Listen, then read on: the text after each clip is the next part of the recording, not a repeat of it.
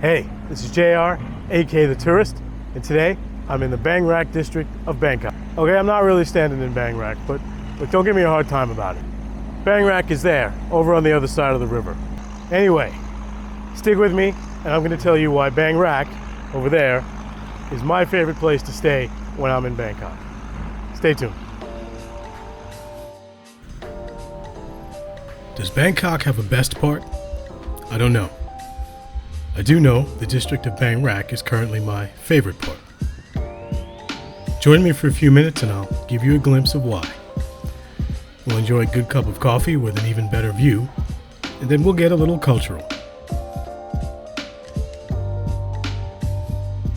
I'll show you some of my favorite things in Bangkok and something maybe you should avoid. Most importantly, I'll talk about why you should or shouldn't stay in this area. Do remember, this isn't a list of must-dos or don't miss. It's just how I spend a day in Bang Rak. Bang Rak itself is divided into 5 sub-districts. I'm waking up in Silom, a commercial area, and not the most obvious place for a tourist stay. But Silom has the Standard, one of my favorite hotels in Bangkok. Great breakfast here, but as per usual, I'm heading out to find something better than hotel coffee. I don't have to go far. Up at the top of the Empire Tower, there's Percent Arabica, the Japanese specialty coffee chain.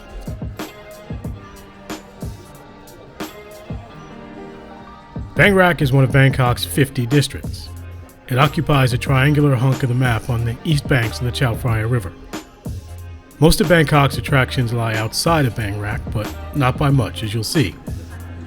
As Bang Rak itself is quite large, there's a lot to cover, but I'll do my best to give you an overview. Let's venture out and see what Bang Rak has to offer. Silom is a business area, but it does have its own charms and is definitely worth a stroll. It's also the part of Bang Rak that's most connected to the city's train system. We'll come back over here towards the evening, but right now, let's head towards the river. On the way, I'll note that Bang Rak has some great hotels, but it's not the best area for choice of hotels. In Silom, I like the Standard, and there's also a W and a couple of other Marriott properties, but Hilton or Hyatt fans will have to look elsewhere. Over by the river, there's the Mandarin Oriental, one of Bangkok's best hotels, but also its most expensive. A more moderately priced riverfront option is the Shangri-La. I've stayed here previously, in a room with a balcony overlooking the river. I recommend it. Just down the street from the Shangri-La is Charoen Krung Road, Bangkok's first modern road. Before that, Bangkok was a city of canals. Charoen Krung runs down from Bangkok Old Town, where you'll find the Grand Palace in Wat Pho, and through Chinatown and Talat Noi, just north of here.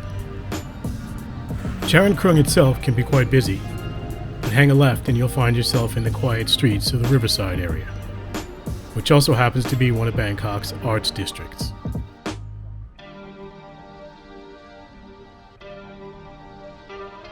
If you're staying in this part of Bang Rak, I suggest starting your day with a morning stroll. Check out Warehouse 30, home to a collection of art galleries, and also a good coffee shop.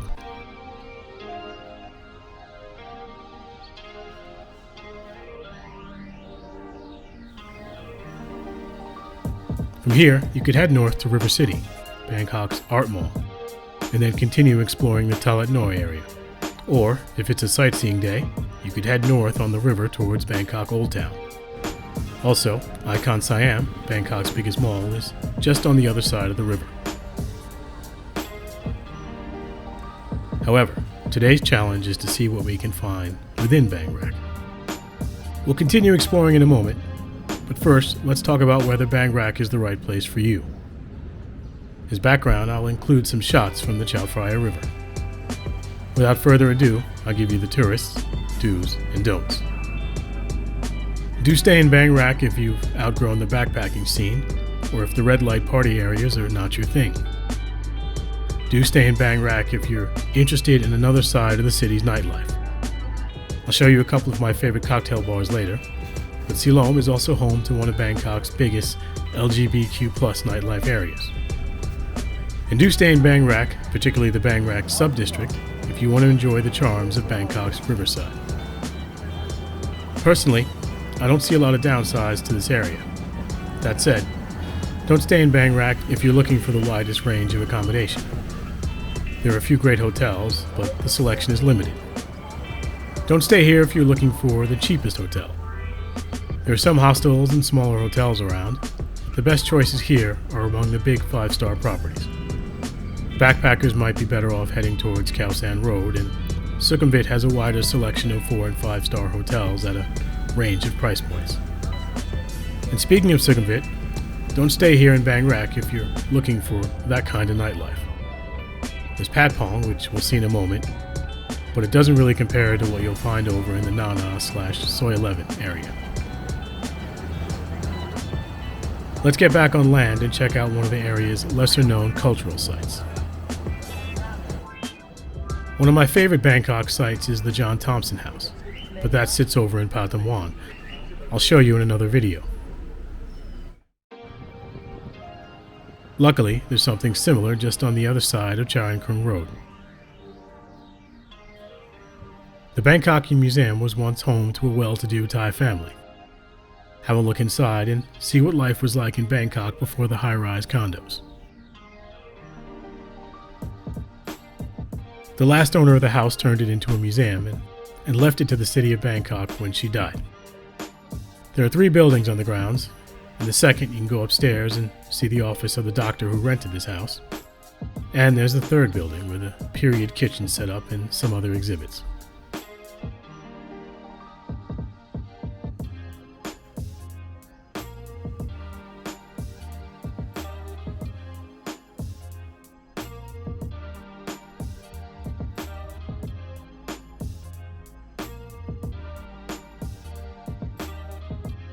I went a little ham at breakfast today, so lunch hasn't been a priority.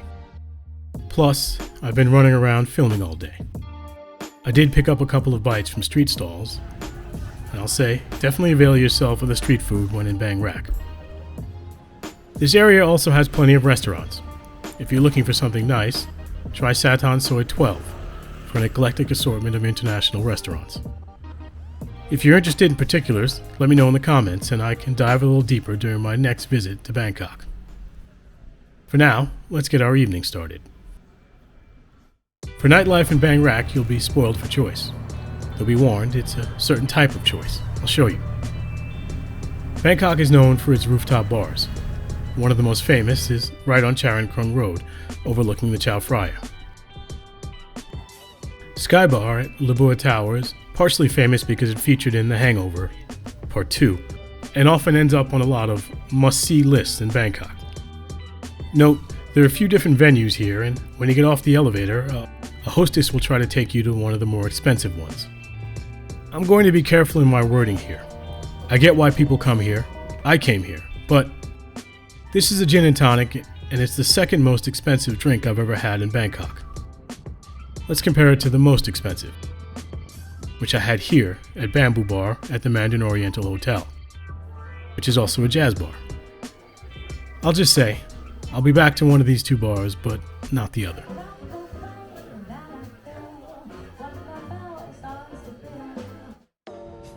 If it's a great view of Bangkok you're after, consider heading to the top of the Mahanakan Tower, Bangkok's tallest building, and the same building that holds the Standard Hotel. During the day, it's an observation deck, and you can walk out onto its sky beach.